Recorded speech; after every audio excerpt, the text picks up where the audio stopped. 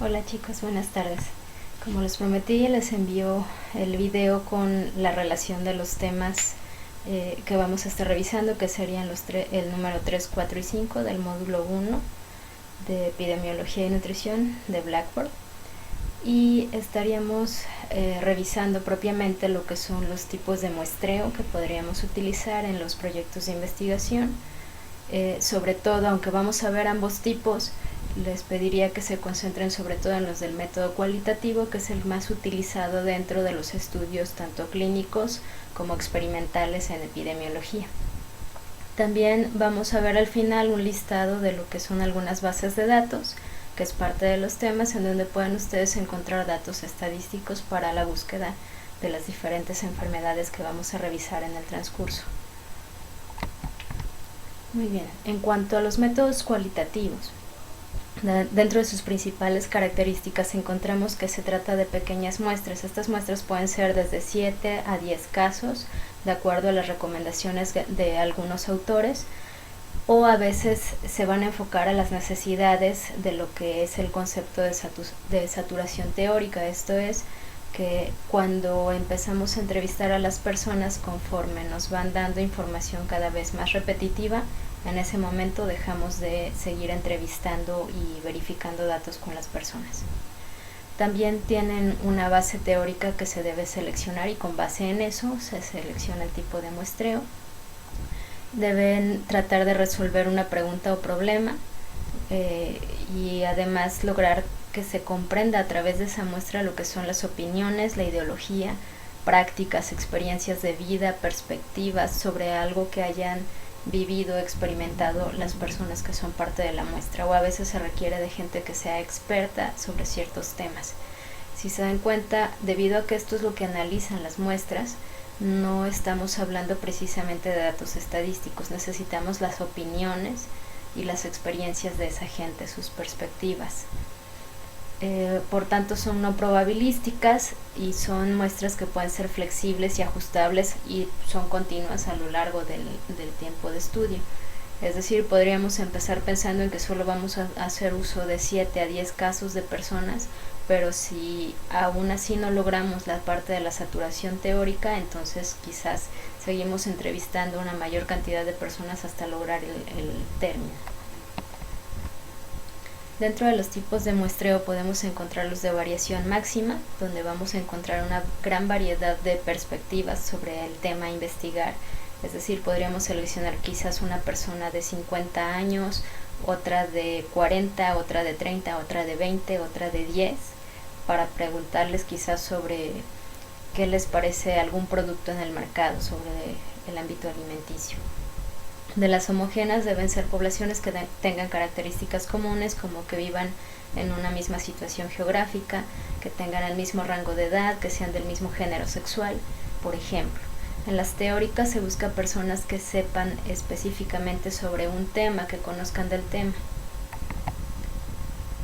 Las de bola de nieve o de redes se utilizan casos referenciados por otras personas que ya son de la muestra, por decir, si a mí me seleccionan para un proyecto de investigación sobre conocer la perspectiva de mi momento de consumo de alimentos cuando estoy sola o cuando estoy acompañada, y me entrevistan a mí y me preguntan si conozco a alguien más que pueda participar en el proceso, porque también a veces come sola y a veces acompañada, entonces yo le hago referencia quizás de mi vecina porque también tiene prácticas similares o cuenta con las características para este tipo de muestra.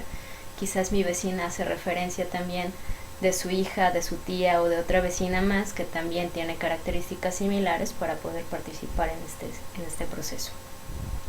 Los de casos extremos nos permiten tener aprendizaje desde perspectivas que son de personas poco comunes, por eso se determina como extremo. Casos típicos, se trata de buscar personas que hayan experimentado algo y que sean como el común denominador, que hayan experimentado algo que a la mayoría les sucede.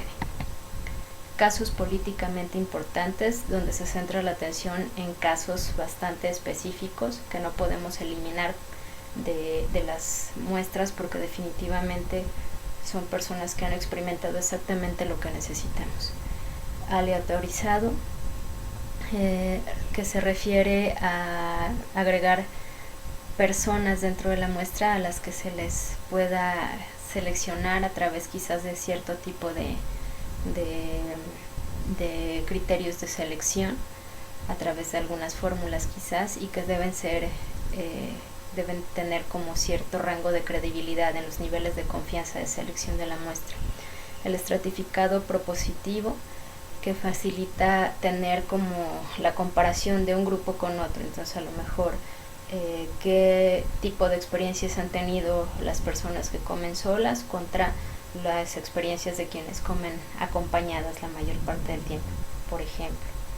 El censo pues es cuando se utiliza la inclusión de todos los casos para poder formar parte del estudio. Los oportunistas, que son casos inesperados, es decir, vas como en el camión y te encuentras platicando de repente con alguien que cumple justamente con tus criterios de selección y lo invitas a ser parte de la muestra. Los combinados, donde se utiliza una triangulación, es decir, vas a utilizar quizás diferentes grupos, vas a tener triangulaciones metodológicas también, y suelen ser flexibles. Quizás tú determinaste cierto tipo de muestreo, pero en el transcurso del proceso de investigación te das cuenta que necesitas una muestra diferente u otra con la cual compararla. Conveniencia son aquellos que encuentras cerca de tu lugar de trabajo para el proyecto de investigación, lo cual te permite ahorrar tiempo, dinero y esfuerzo porque justamente los tienes a la mano.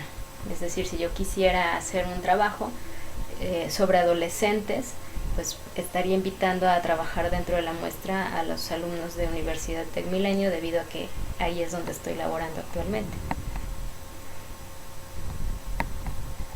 Dentro de las muestras de tipo cuantitativo tenemos también algunos otros tipos de muestras, solo que en lo cuantitativo, como lo que nos interesa sobre todo es obtener datos estadísticos, sí necesitamos calcular en forma más específica el número de personas que van a representar a una población. Y si lo podemos ver aquí en la diapositiva, tenemos en el círculo lo que representa el universo, es decir, la población total, que se representa con la N mayúscula, que no se les olvide eso, y lo que sería la muestra, que puede ser aproximadamente entre un 20 y 30% de la población. Eso sería lo representativo de un 100%, y eso es lo que se conoce como muestra y que se expresa en muchas publicaciones como la N minúscula, y en las fórmulas también lo van a encontrar así.